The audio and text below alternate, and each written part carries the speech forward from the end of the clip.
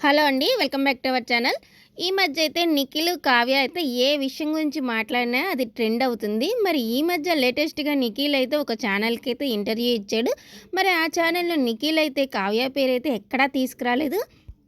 కానీ ఆ ఇంటర్వ్యూలో అయితే నిఖిల్ అయితే లవ్ గురించి మాట్లాడినా, ఎలా మాట్లాడినా తన పర్సనల్ లైఫ్‌లో జరిగిన విషయాలు కనెక్ట్ అయ్యేటట్లు మాట్లాడాడు. కావ్య గురించి ఇండైరెక్ట్‌గా మాట్లాడాడు కానీ పేరైతే తీసుకురాలేదు. కావ్య పేరు ఎక్కడా కూడా. మీరు 'బిగ్ బాస్' నుంచి వచ్చాక చాలా మారిపోయారని చాలామంది అంటున్నారు. దానికి మీరేమంటారు అంటే, అవునండి, నేనైతే మారిన మాట అయితే వాస్తవమే. స్వతహాగా అయితే ఎవరు మారాలనుకోరు.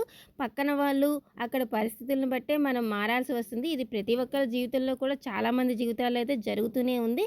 నా జీవితంలో కూడా అంతే జరిగింది. నేనైతే కావాలనైతే మారలేదు. పరిస్థితులు నా పక్కనున్న వాళ్ళ వల్ల అలా మారిపోయాను. అలాంటి సిట్యుయేషన్స్ అయితే అలా వచ్చినాయి నాకని చెప్పేసి ఆ ఇంటర్వ్యూలో అయితే చెప్పారు.